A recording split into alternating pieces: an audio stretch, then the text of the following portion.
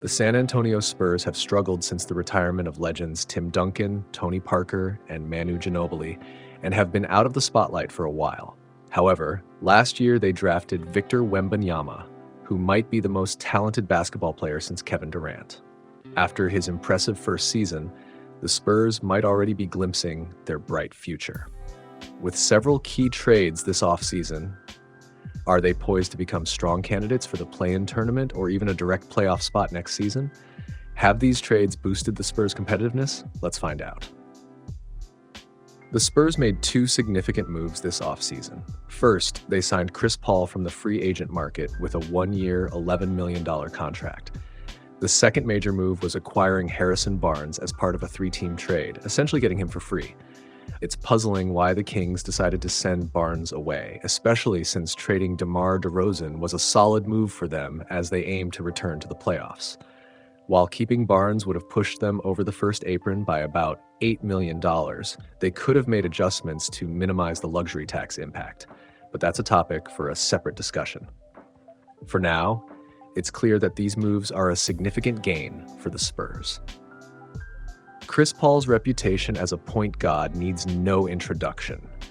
He might be the last traditional point guard in the league, a role that has evolved significantly over the years. Today, the lines between point guard and shooting guard are blurred, but 10 years ago, players like Jason Kidd and Chauncey Billups thrived on organizing the offense and making assists their primary weapon. Paul demonstrated this perfectly with Blake Griffin and DeAndre Jordan, creating the legendary Lob City in Los Angeles. He also played with Shai Gilgeous-Alexander, SGA, at the Thunder and took Devin Booker to his first NBA Finals with the Suns. Last year, he contributed off the bench for the Warriors. At 39, Paul may no longer be a starting guard for a playoff team, but the Spurs are an ideal fit for him and Wembanyama. There were countless moments last season when Wemby secured great positions in the paint or called for lobs, but the ball either didn't reach him or wasn't passed accurately. While these opportunities are obvious to viewers, they are much harder to execute on the court, especially for young players like Sochan or Trey Jones, who might not have the skill or experience to make those passes without risking turnovers. Furthermore, young players often focus on showcasing their own abilities to secure their next contracts rather than prioritizing Wemby's development.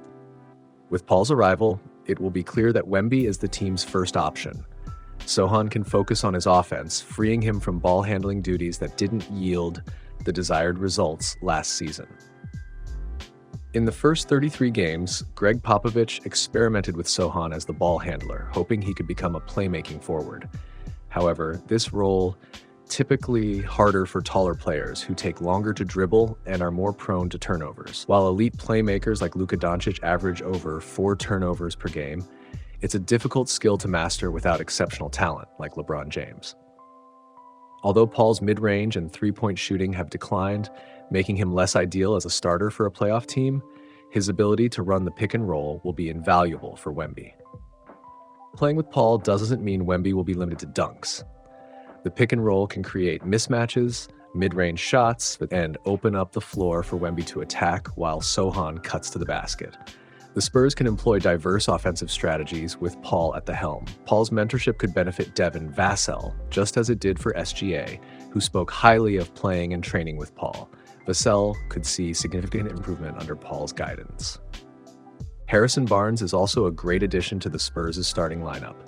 He is an excellent 3-and-D player, averaging 38.7% from beyond the arc last season. While his defensive statistics might not stand out, he is a reliable defender who consistently holds his position. Similar to Chris Paul, Barnes makes smart decisions on the court. He rarely gambles for steals, which helps maintain his defensive position and prevent easy baskets for opponents. Overall, adding Chris Paul and Harrison Barnes to the starting lineup brings much-needed experience and stability to this young team.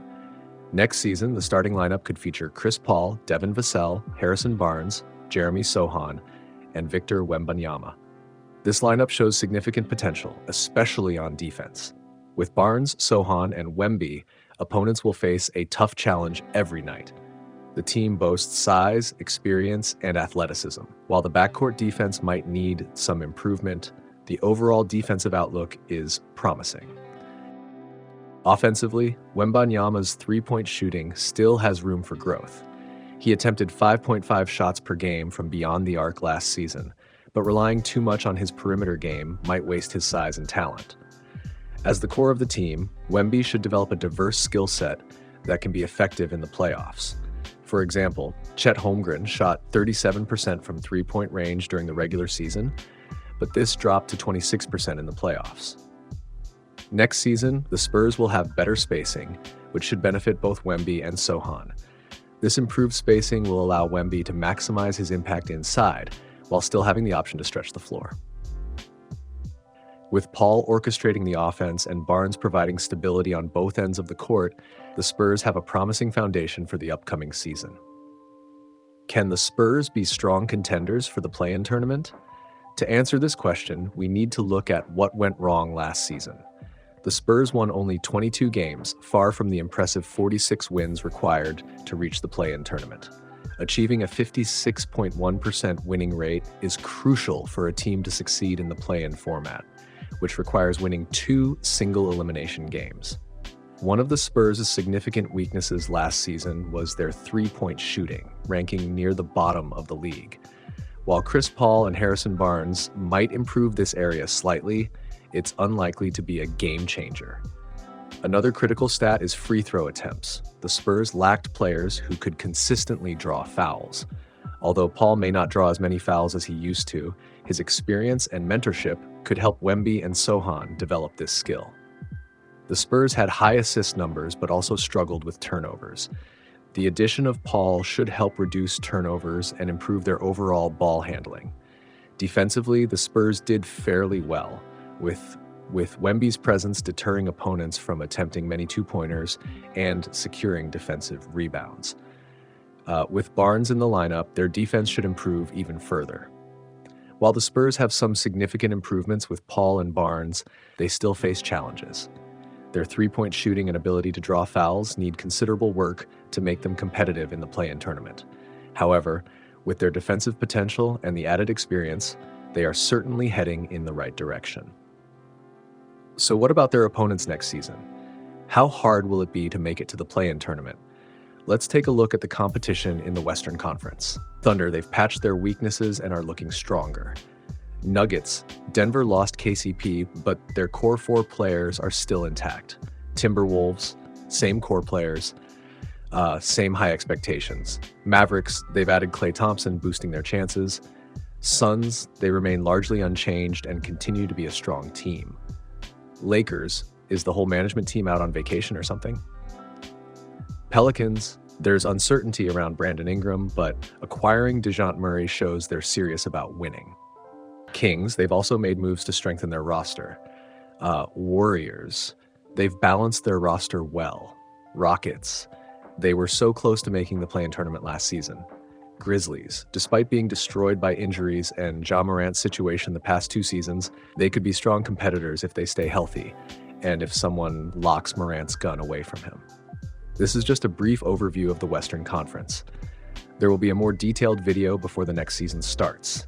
However, based on this, it's clear that the Spurs face a tough road ahead. Only the Jazz and Blazers are in clear rebuilding phases, making it difficult for any team, including the Spurs, to secure a spot in the play-in tournament. However, it's not just hard for the Spurs, it will be tough for every team in this competitive conference. Spurs fans have pinned their hopes on Wemby, and he's already started to fulfill some of his immense potential. What do you think, Spurs fans?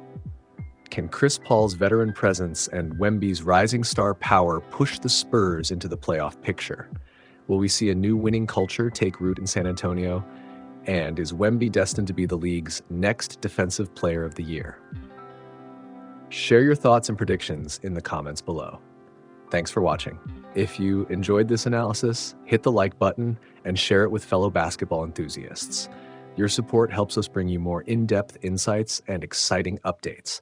Don't forget to subscribe so you never miss the upcoming video about the Eastern Conference team analysis. Let's see just how far this Spurs unit can go next season.